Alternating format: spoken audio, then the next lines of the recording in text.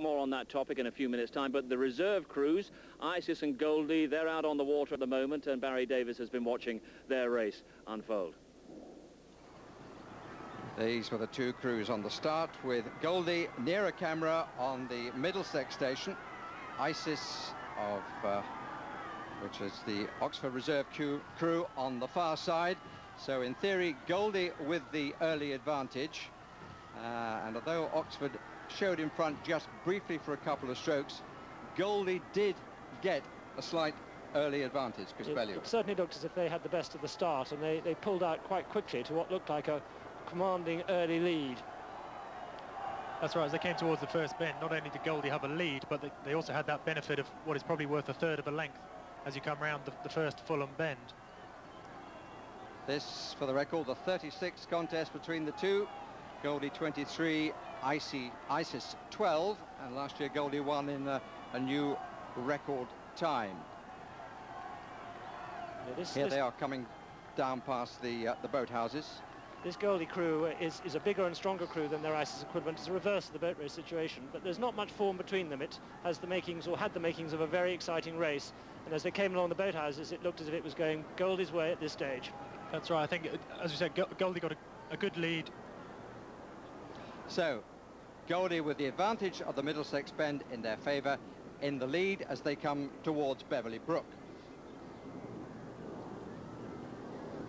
But let's look at the situation again when we rejoin the crews, just coming short of Hammersmith Bridge. This is always a crucial point of the race, and as you can see, Isis on the far side have really done an excellent job and got themselves nicely positioned coming into the bridge, which is important, Johnny. That's right. Although Goldie had that early lead, they didn't break clear.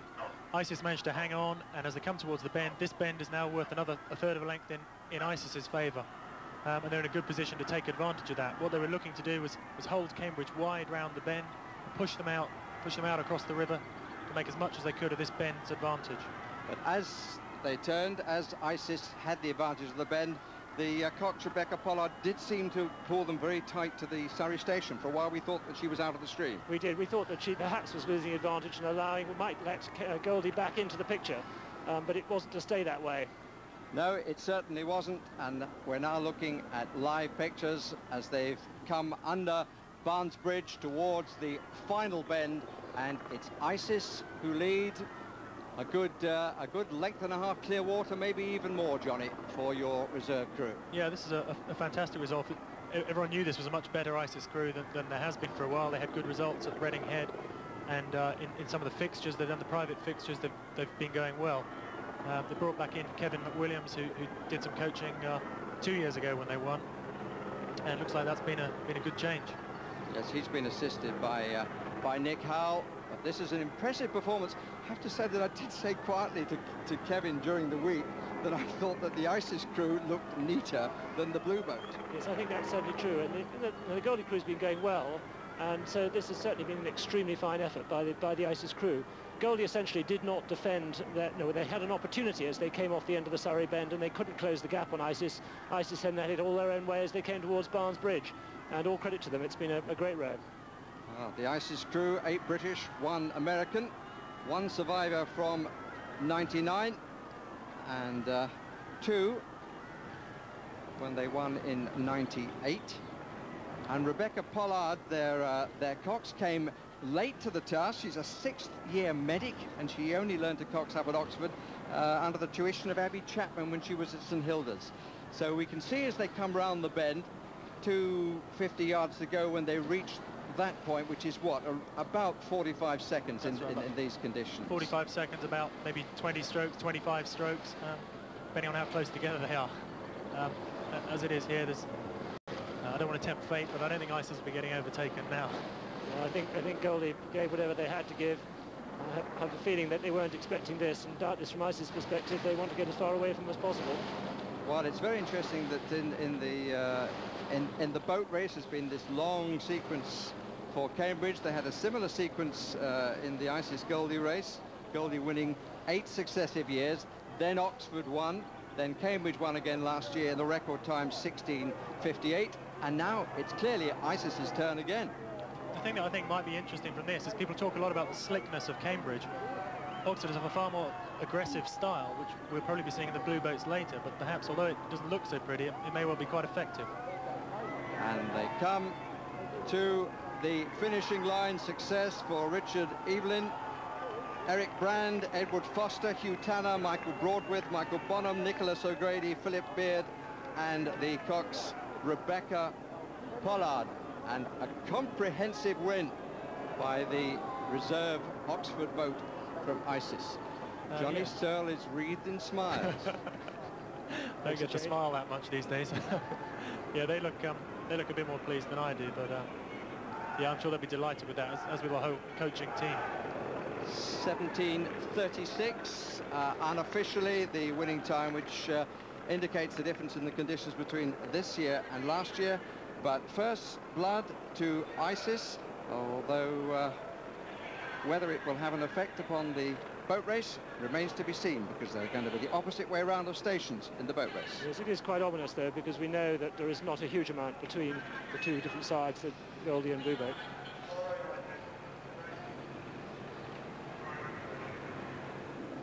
Well, Matthew Pinton, already it's a better year for Oxford with that ISIS victory. Certainly is. No, I think that's a good result, a great result, and it cracks a little bit this theory that Cambridge have got it all their own way, and it's the Cambridge system that turns out fantastic crews year after year.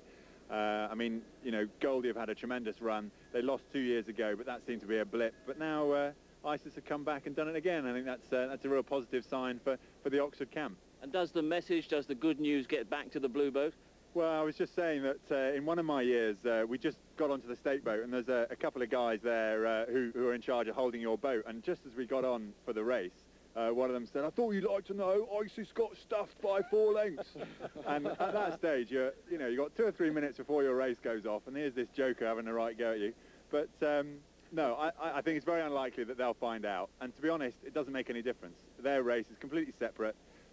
You know, ISIS, Goldie, they can't make any difference now to what the Blue boat does on the day. You've got to concentrate totally on your own job and hopefully get a victory out of it.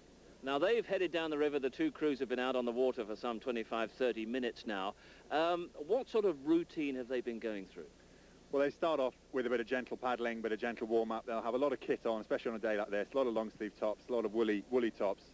And then after 5-10 minutes of paddling, they'll begin to take off the top, begin to strip down, begin to go through some gradually increasing intensity bursts. And just at the end of the warm-up around now, they'll be doing some practice starts. And then they'll be onto the stake boat. But you know, as we know, being out here on the river, it's really cold when you sit still, and so it's very important for both crews to maintain that bodily warmth. And you tend to sit on the stake boats for a long time, and what they've got to do is make sure they don't get chilled through, because that can happen very easily. Yeah, these conditions also include some pretty heavy rain. We've got some flakes of hail as well in it as well. Yeah, pretty nasty. But if you're warmed up and you keep your top on right into the last minute, and whip the long sleeve off, stick it down in the bottom of the boat, and then go, then you're fine. You've got no problems. And Gary Herbert, the wind is really getting up as well. What sort of direction is it coming from? What sort of effect will it have on the course? Well, it's coming crosswind across the first part of the course here along the stretch, the Putney Stretch to the Fulham Bend. It'll affect the crews lining up on the stake boats. Cox has got to keep the crews very calm and relaxed. It may have a minute or so until they get the boats absolutely straight. We've got a very fast-moving stream as well. But basically then it's crosswind for the first part of the race. It'll come around to become a headwind as we come off. You see there the island along the Chiswick Reach there onto Corney Reach. We could be looking there really at the headwind along that part. And you mentioned earlier, we were talking earlier about the potential of sinking condition. Now, I know nobody watches the boat race to see a boat sink, no. but what exactly are sinking conditions? Sinking conditions, you need a really heavy headwind. And by heavy, you're talking probably 30 miles an hour, 35 miles an hour. And when you've got the tide running in the other direction, the wind against the tide, you get waves. And if you get a wave of 2 or 3 feet, then it can start coming in the side. Because the Cambridge boats, both boats, are only 18 inches clear of the water, and you get a wave of 2 foot, 2.5 foot, it's going to start coming in. We haven't got sinking conditions today, thankfully. So we should see both crews making it through to the finish line. Well, Cambridge coming up towards the start, and Gary Herbert, you were saying earlier that you really did approve of their final preparations. They look good. They had some very good and sharp starts this morning now, and the Cox will remind them in the last few minutes, look, we had a good last outing, we've done everything right, we're sharp this morning, and we've just got to repeat that same sort of speed in the first 10 strokes of the race. Okay, Matthew. Okay, Gary, thanks very much. We're moving to take up our position behind what should be a very interesting race in very interesting conditions indeed. Back in the warmth of the commentary box, though, is Barry Davies. Well, for the record, Steve, the last sinking, you've got to go back to 1978. I don't think we're going to see anything like that today. I certainly hope not. And on the evidence of the Isis Goldie race, and we reckon that Isis won by 5 lengths, although it was pretty choppy going down Cordy Reach. Certainly it didn't bother Isis, which was a very light crew and technically very efficient and proficient crew, Johnny. Yeah, I think we're just saying that I think the style they were rowing, maybe that aggression helped them quite a lot in the headwind, perhaps being why maybe Goldie moved early on in the tailwind, a bit slicker, a bit quicker onto the water. You have to be a bit cleverer with the tailwind because it's blowing the boat along.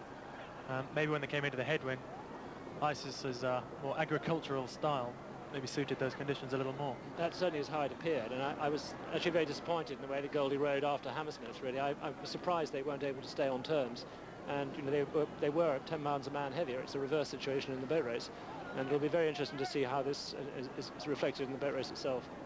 I think the other thing to be aware of is we talk a lot about Cambridge's efficiency. It is still about racing and about heart and bottle and all that sort of stuff, and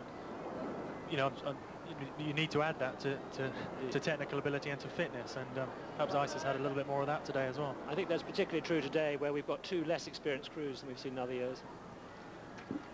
So let's just check as we look at the Cambridge crew. Let's just check on the 2 crews. Cambridge first, Ronan Cantwell at bow, John O'Loughlin at 2, the South African Ehlers at 3, Howard Martin, former rugby player and very new to rowing, said he wanted to row at Cambridge, never thought he'd row for Cambridge.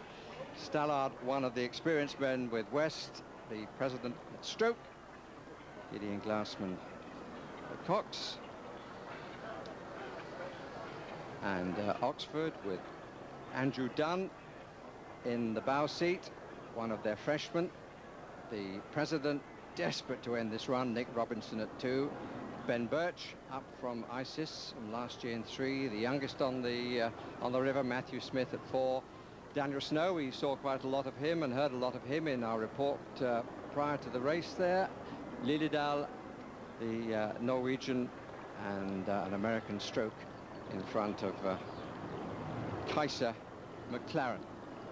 So there the Oxford boat with Andrew Dunn there in the bow seat. Big contrast for him from where he was this time last year. He was at a tiny town in China called Linhai, and he found that all eyes appeared to be on him because he was the only fair-haired person around. So, Oxford, what do you feel about how they're looking? They look more tense when they turned up, Johnny, compared with Cambridge. They look more tense when they came out with their boat, but you were pleased about I know that. I always say this, but I'd much rather see people scared. I think that whatever it is, the 2 big motivating things, sort of fear and hate, and you know, I'd like to see them looking scared. You know, scared about losing, scared about not doing the best they can do. Test for Cambridge, Chris, and for their president, who's had his own personal battle to get in the boat. Yes, he had a real struggle to make the boat, and I'm delighted he got there, but it will be a big test. He and the 7-man, of course, run a quite difficult and hard Isis Goldie race last year, which will help them. But there are question marks about how well they'll hold up under the pressure as a crew, and so this crew, you know, it's got its problems. Oxford have got its problems. It'll be a very, very exciting and interesting race, I think. We've seen a curtain raiser with Isis Goldie, and let's see what this one brings us. So let's remind you that this time Oxford are on the Middlesex side. There is Andrew Dunn and Nick Robinson. Hampton well represented again, I think we should say, Johnny, in the Oxford boat. Doing well. I think we've got 2 in the Oxford boat. I think we've got 2 in Goldie and 1 in Isis. So. Yeah, I think it'll be interesting. I think that the Middlesex bend will really help Oxford. They've had they've struggled after about 1.5 minutes or 2 minutes to get into their rhythm. Well, let's have a look at some of the general points, Chris, of what sort of effort goes into this race and so on. We know they prepare for 6 hours a day for 6 months for around 70 minutes, but you've been working out a few other theories, haven't you? Yes, one of the great challenges is to try and explain just how physically hard this is. And here we have at the start 8 horsepower. It's like 8 horses going off the start of this race. That's the power they produce. And that's the amount of food they'll be burning. These guys eat a great deal, you know, more than double what an ordinary person requires as their diet as part of training. And this is the sort of weight of work they do, over 100 tons each crew. What you've got to think in terms of them is they're each stroke, they're shifting the equivalent of about 20 kilograms. Your holiday suitcase when full, from ankle to neck, 36 times a minute for 17 minutes. Think about that as you sit down watching the television. And that's the number of strokes they'll take. 600 strokes, and they'll put in about 1 hour's training for each stroke they'll take in the race. That's why perfection is so critical. And remember too, it's not just about work, but they're sitting on something like an empty barrel. It's rolling around underneath them, and that's what they've got to control. And the fact that it looks easy means they're doing it well. It's a very difficult task.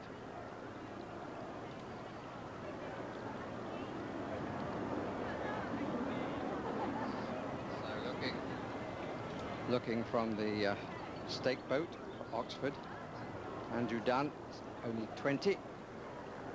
Ben Birch, another 20-year-old, then the 18-year-old, Dan Snow, 21, one of the St Paul's members, experienced stroke. And Kysa McLaren will be impressed, I'm sure, with how Rebecca Pollard coxed, save for one slight moment that we talked about when she seemed to be rather hugging the Surrey station. I think there'll be probably three critical people in this Oxford boat. The stroke man, Alex Reid, who'll be looking to set the length, to set the rhythm, to get the power out of the crew behind him. The younger Matt Smith at 4, who'll be looking to link that power through the boat, although he's not big. He'll be there to transfer the rhythm down the boat. And of course the cox, as always, will be important if it's a close race and they're side by side. Slight contrast from the Cambridge perspective, because there it's really the whole crew. That's how they think. But their vulnerability, if there is one, is their slight tendency to chase into the catch. And we'll have to watch and see whether they are able to reach out in that calm way which has seen them through the last 6, 7 years of boat race success. Man in charge is the Cambridge man this year, Simon Harris. He's a fully qualified Amateur Rowing Association umpire, twice stroke in a losing Cambridge boat, and umpired back in 1992 the ISIS Goldie race. I can't see it on the line. Let's run them out. Get ready. Race, of course, is a separate race, but the point made by Josh West, I think, is worth recording. He says that in this sequence, if you're ahead, you know you're simply where everybody else has been. If you're behind, you have the faith that you're going to be able to pull it back. Ready. So both crews invited to get ready. Oxford nearer the camera on the Middlesex station. These are terrifying moments. What you really don't want to do here is look at the bridge or look at the bank. See how many people there are there. But they will be allowed this time to square their blades, unlike last year. It is, I think it's fair to say, more difficult to steer off the start if you're on the Middlesex station. Umpire calling to see if they're ready. The arms are aloft, so they are not. Let's remind you, there is a crosswind blowing from the far side as we look, as they come down Fulham Breach. That will help them into a tailwind as they approach the milepost, turning by Fulham football ground.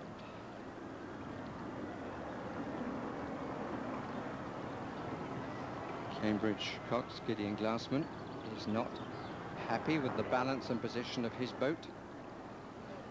With the water flowing underneath so fast, it pushes the boats from side to side very quickly. Just a slight little turn of the oar on one side, we can see the boat there swaying from side to side. Once it starts swinging, it's very hard to stop it. Seems to have got it back a little straighter now. One of the problems is the stake boat swings as well as the boat. That's the difficulty.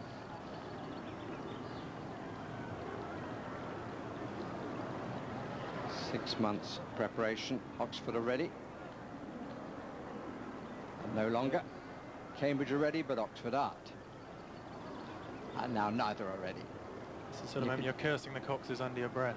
But you can see the flow under the boats of the stream, and the umpire will have placed both boats where he thinks the stream is, and then leave the two Coxes to battle it out under his jurisdiction to make the best of that stream.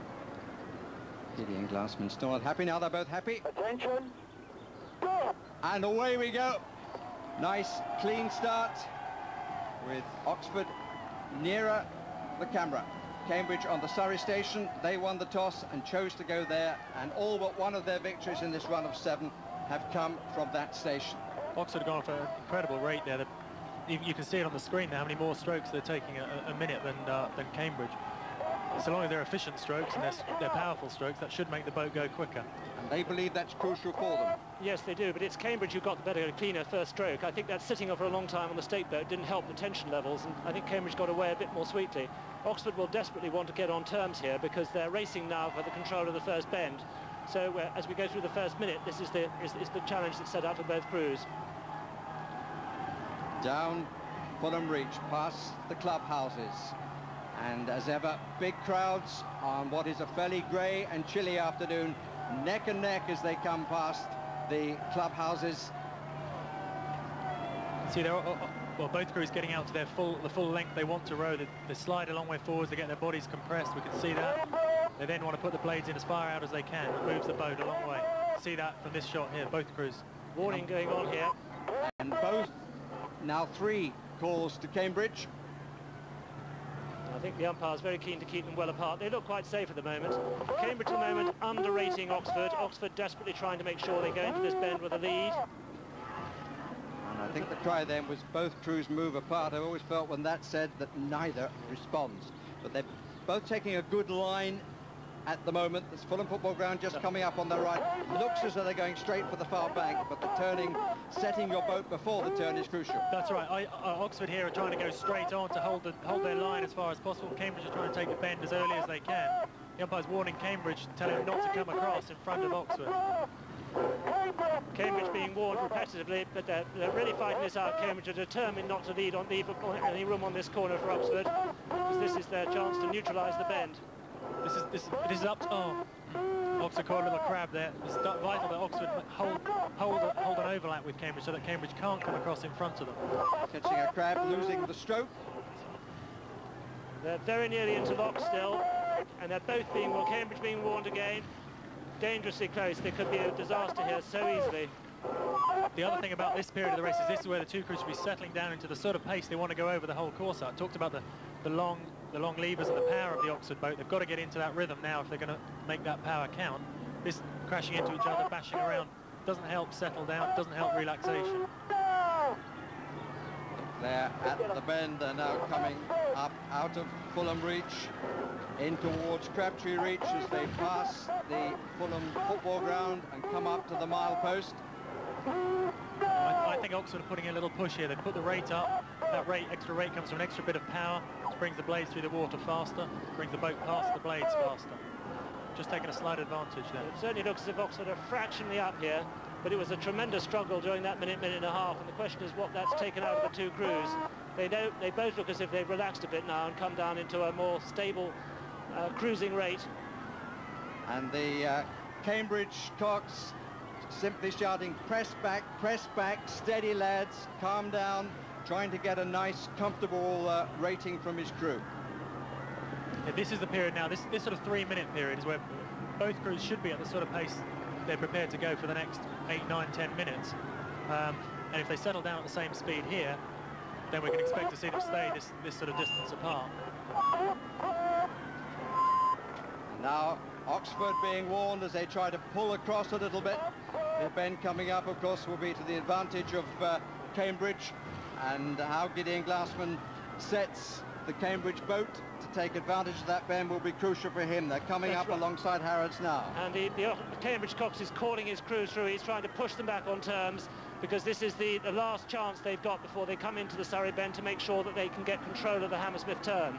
They're creeping back up. I think it's only now perhaps a canvas. They've come back about 2 men, and this is the moment when they've got to get back on terms with Oxford. What Oxford are doing here, they're looking to get an advantage to get up, because if they're ahead, it's very hard for the Cambridge Cox to push them wide. If Oxford are slightly ahead, when the Cambridge Cox steers, he steers into them. It's one of the truisms of the boat race. If you can get your crew to put you in the driver's seat, being that little bit ahead, then you can control who goes where in this side-by-side contest coming round Hammersmith. No, I think here the Oxford Cox should be leaning over. He should be right over on top of, she should be right over on top of Gideon. I think certainly Cambridge are now back in contention on this bend, and as they come into the next minute or so, the bend will start to move in their favour. So we should expect to see Cambridge coming through onto top of Oxford. They're only about a canvas down. They're both going stroke for stroke, 36 strokes a minute, so that's right maximum cruise pace at the moment. They don't want to go any higher. It's a push here from Cambridge. Dan Tweedy looking over. And they seem to be coming back a little bit. We'll pick up the slight different styles, I think, when we come back. See, Cambridge slightly more relaxed entry into the water, more relaxed faces. Oxford is a bit more aggressive, just getting on it. Yeah, that'll be the big test after the bridge, where the technique may become very important. We'll see how the Oxford Stern 4, with their power, actually use it in the second half of the race.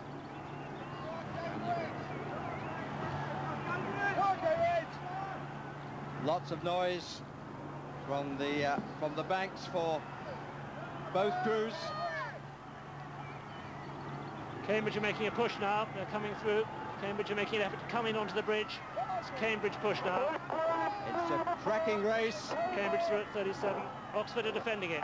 They're going to be like this for a while now, I think, because Oxford have got enough that they should be able to defend this bend. Although it looks harder work in the Oxford boat, they are moving the boat for that power. Sometimes we see tension, we see aggression, but it doesn't actually move the boat. What Oxford are doing is effectively moving that boat along. And the difference from last year is that both crews are rowing in the way that they would hope to do, which wasn't the case with Oxford last year. And this is a really tight bend here. Nothing in it, but the advantage to Cambridge here, but they're pushing through. There was nearly another clash there. Cambridge are really going to try and make the best of this next turn.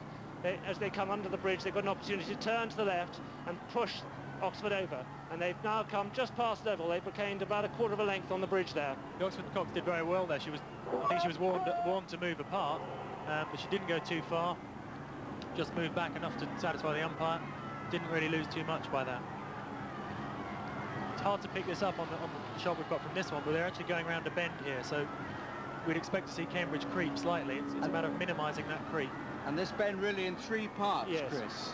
We've seen the first major part. It's now rather flatter, and then they have a small advantage at the end of the long bend as well.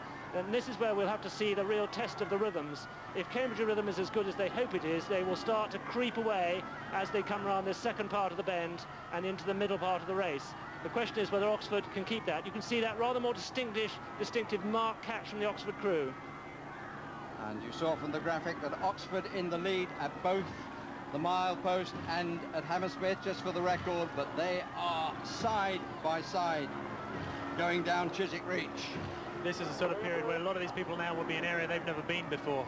Most of our racing is 2,000 metres, 6 or 7 minutes. This 18-minute race, 17-minute race is not something we do a lot of. The boat race is unique in that, and this is they'll be starting to enter sort of unknown territory here for all of them. They'll be finding out things about themselves they don't know. And they're only around 2.5 miles completed of a 4-mile, 374 yards course. They're about coming up to halfway now. This is about the halfway mark, and Cambridge have got perhaps a quarter of a length now, but they need to try and make more of this, because the end of this bend, the end of the first half of the bend, is now running out. You can see it now as it's coming down on the left-hand side. The river is straightening out, and both crews are actually well over to Surrey, which is to Oxford's advantage. It's the water, you can see, well, just about see there, is chopping up a bit. It's much better from this shot. You can see the lines of the waves down the boat. This is the area where Isis moved on a little bit against Goldie earlier. See if the same happens here. Sorry about that. This, in terms of conditions, is the most difficult part of the course now. It's actually getting quite rough now. You can see the water being picked up off the riggers. I think the water's got quite a lot rougher than the Isis Goldie race. There'll be a decision here for the Coxes to make where they try and get in under the bank, get a bit of shelter. Oxford certainly think they're good at coping with the rough water, but this is choppy. Well, let's get a view of how well Oxford are coping with the rough water from their former president, Matthew Pinson.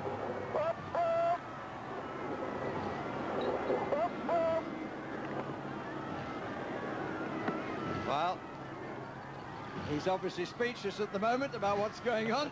We didn't hear him, but Cambridge still with the slight advantage. And they'll certainly be trying to push Oxford out into the roughest of the water. Where the tide is strongest, the water is likely to be roughest too. So they'll try and keep Oxford pushed well out, and so that they can slip away in the slightly calmer water. There we are looking at Oxford. You can see how their blades are catching a bit on the rough water.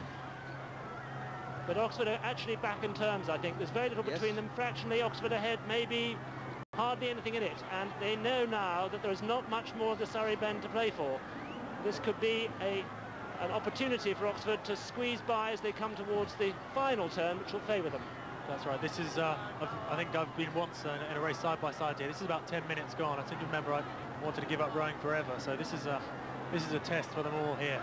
Yes, and our counting clock, 10.5 minutes of the race have elapsed. This is all about trust and about giving what you've got for everyone else in the boat. All about desire, whether they want to, how much they want to win this race, really. This is not about technique or about rhythm. This is about wanting to maintain the sequence. This is about wanting to end the sequence, and this is a tremendous battle for which they have prepared for 6 months. But none of them, even those perhaps who rowed previously, knew it was going to be quite as hard as this. What a contest. No, you can see the whites of their faces now. They are deep in pain territory here. It must be really hurting here. The question is how good their discipline is, because they've got still some difficult water conditions to get through over the next minute or two. And you can see these faces, they're just deep in some concentration, trying to hold on. And now you can see the last of the Surrey Bend favouring Cambridge, but after that the river will start to swing around the other way, favouring Oxford in the last 3/4 of a mile of the race. It's a big bend, that last one. If Oxford can stay in contact just literally the next minute or so, if they can not lose any more than they've lost here, then they've got a pretty good chance of moving on through Cambridge around the last bit of the bend. Traditionally, the crew leading at Barnes, and Barnes is that bridge in the distance there, wins the boat race. This is demanding a great deal of Robin Williams' team. Indeed. Can they keep their length under this pressure, Chris? It will be really difficult. They've got about 6.5, 7 minutes to go from here, and they will feel Oxford beginning to slip away towards that bend. They're going to have to respond, as they've been having to respond all the way through that rough water. So this is where it's going to get tough. But the rhythm's looking pretty ragged over there at Oxford. It's not looking wonderful on either side, so this is still anybody's race. In fairness, very difficult conditions. Good battle again between the Coxes. Very interesting. Cambridge look like they're dealing with the water a lot better. Their faces look relaxed, the blade work looks cleaner. But when we look at the actual boat speed, which eventually is what racing's about, Oxford are up there and they're going well. And at this stage, Johnny, the extra weight of the Oxford boat, is that a help, the extra strength and power there, if they're getting it together enough? It is a help, particularly in a headwind. You know, if you're bigger, you're likely to be stronger, and the wind stops the boat. A push from Oxford, I think. And Cambridge, I think Cambridge are making what could be their last critical effort. They have got to get on terms here. They're making a big effort to get back on terms with Oxford here, to try and get more control of this bend. Oxford will be responding, because it's really important that they try and keep on terms.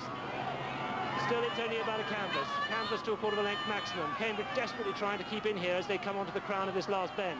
Equal at Chiswick steps, but Oxford with the advantage a little further down in Corney Reach.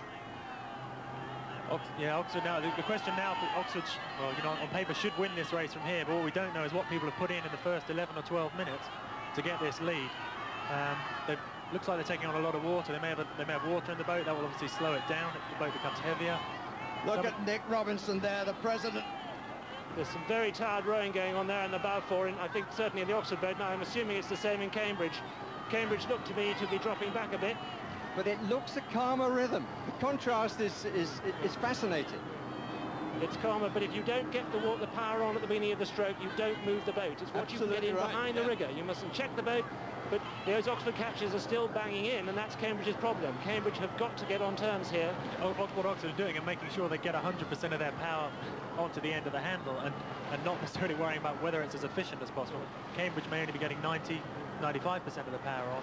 It may be more efficient, but in raw terms, they're not doing so much to move the boat. Shorter stroke, but more powerful in essence. Yeah. The water's really flying around here. It's amazing how much it's deteriorated over the last half hour, typical of what the Tideway can do, but there's no doubt that Oxford are making their way through it more efficiently. They're pushing away further. They've got the better part of a length, I think, now. Those Oxford guys have been in a lot of pain, but they know now that it's a matter of hanging on for 2 or 3 minutes, and that'll give them a hell of a boost to know that if they can, it's 2 minutes to go and they've won the race, whereas Cambridge know they have to do something incredible to get back. Under Barnes Bridge go Oxford, with the sight that their supporters have been waiting to see over the last 7 years when they've had to take second best. It's Oxford's race for the winning and only Oxford's race for the losing, it has to be said. To come from behind at Barnes has rarely been done. I think Chris Davidge from Oxford was the last to be successful, and that's a long time ago. It hasn't been Cambridge are pushing though. They're certainly making a big effort to get on terms, but I think the critical part of the race was actually as they came onto this bend, and Oxford managed to defend it and Cambridge couldn't get back.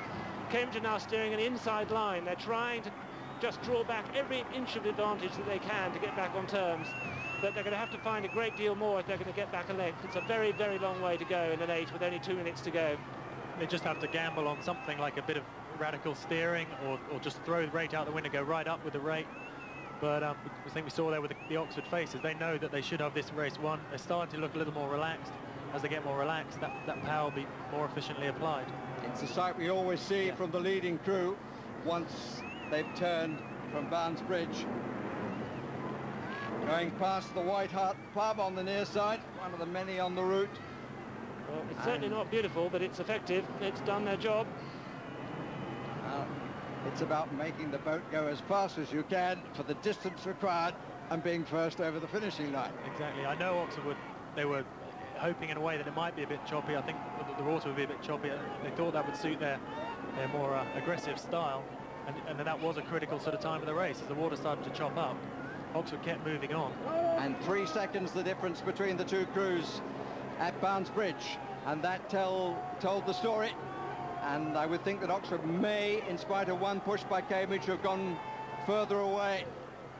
I don't think Cambridge actually have got much hard left now. I think they fought really hard through that rough water, but they couldn't get it, couldn't back on terms. And I think it's around 2 1/4 lengths maybe, and there's only, well, relatively a minute and a half left of this race, so there's virtually no prospect, unfortunately, of them getting back on terms.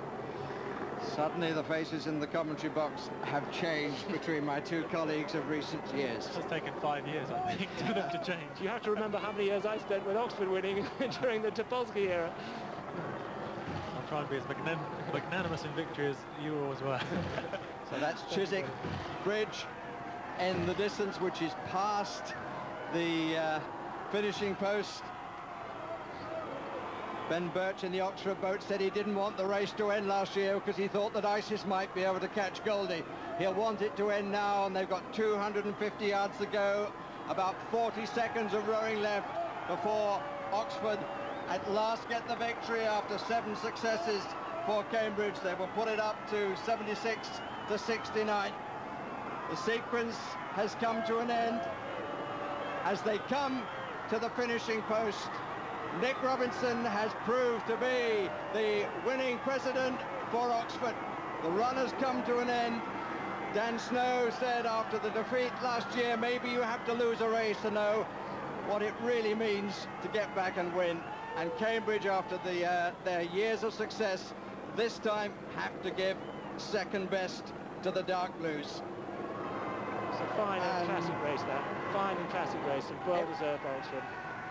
It was a wonderful race for so long, and the expressions on the faces of the Cambridge crew are faces that they haven't seen previously in the reign of Robin Williams and haven't seen for 7 years. And it's the Oxford crew, Nick Robinson coming down to say congratulations to everybody, the president. It's his last year. He saw others fail, Ahead of him, Charlie Humphreys last year, Andrew Lindsay before, Ed Bellamy, although he wasn't actually in the blue boat at the time.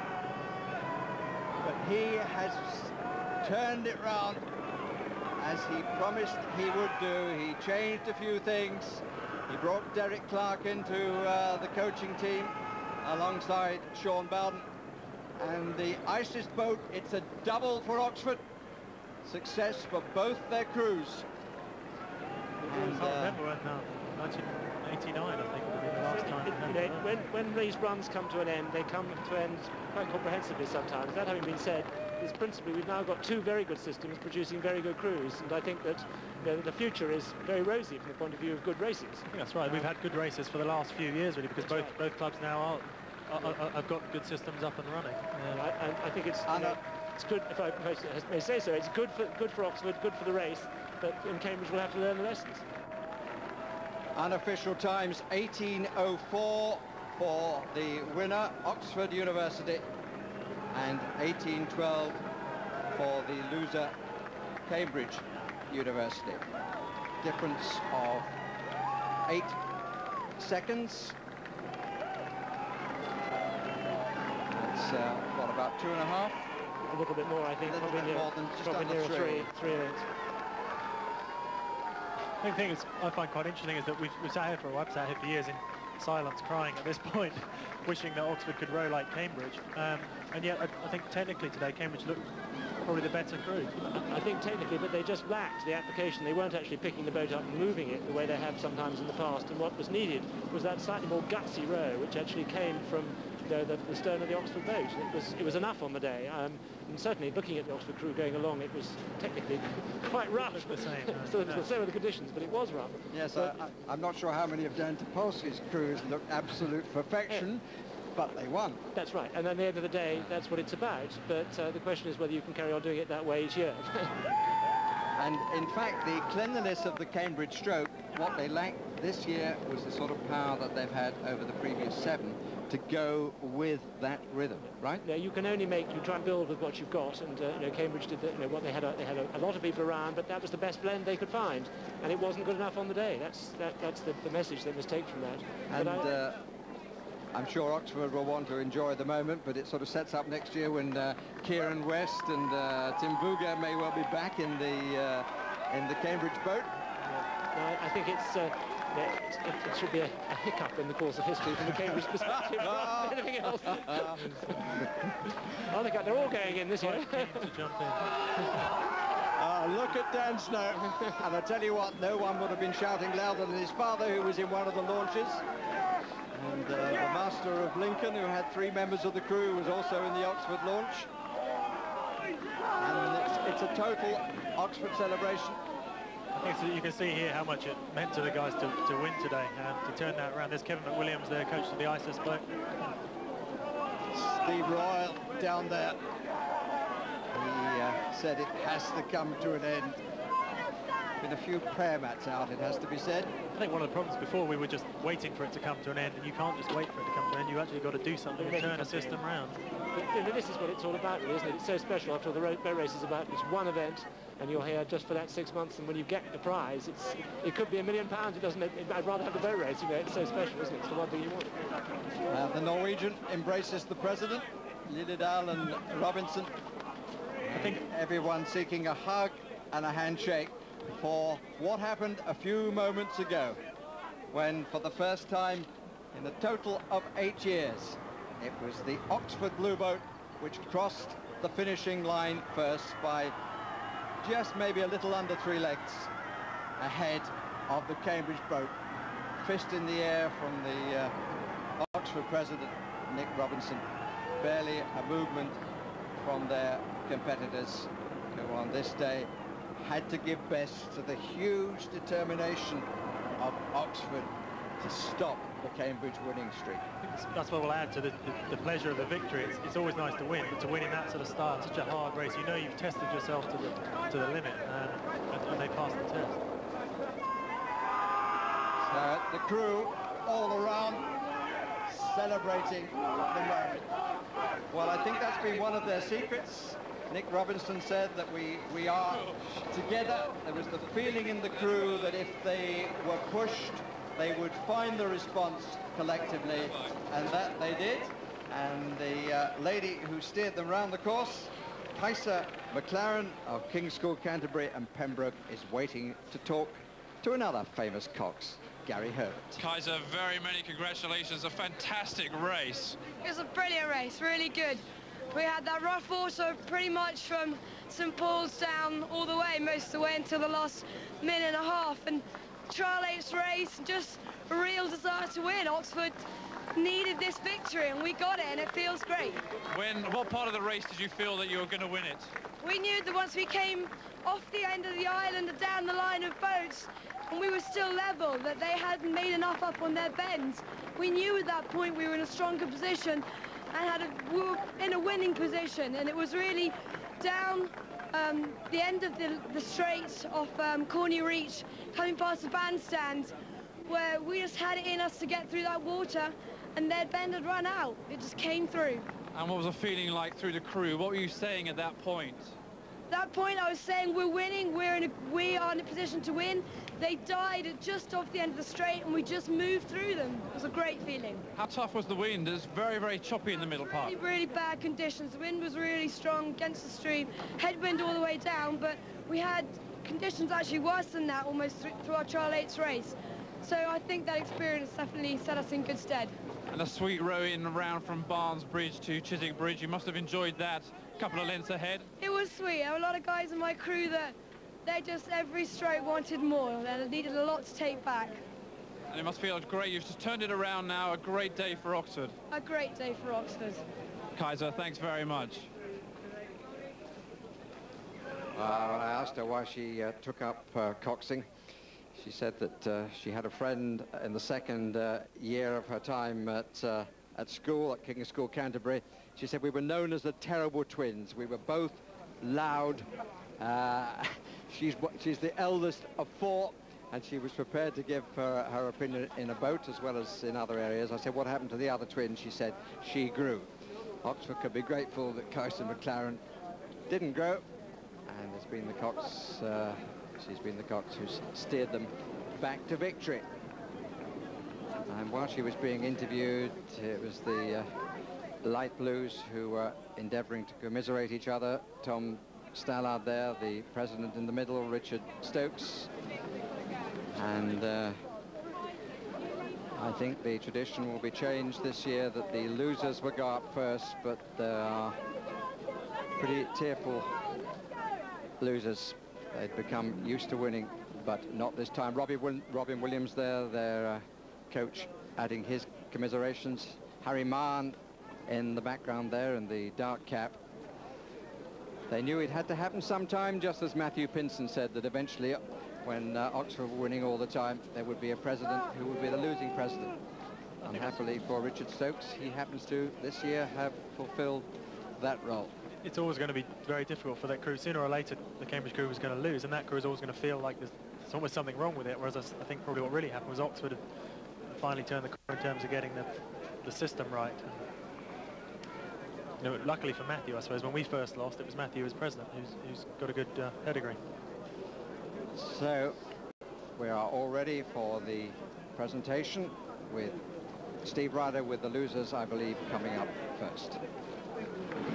And here at the presentation, Rostrum Martin Gilbert, the Chief Executive of Aberdeen Asset Management, will first of all make the presentation to the beaten Cambridge crew today after a marvellous, marvellous race. Come forward, fellas. It's a tough moment, I know, but as Barry Davis said in the commentary, the great run had to come to an end. And Gideon Glassman, who battled all the way in very, very tough, very difficult conditions. We all feel as if we've been in a real battling race along with them. But now the moment has arrived at last for Oxford, and this wonderful new Aberdeen Asset Management trophy will go to the winning crew and the winning president. Come forward, Nick Robinson of Oxford, winner at last.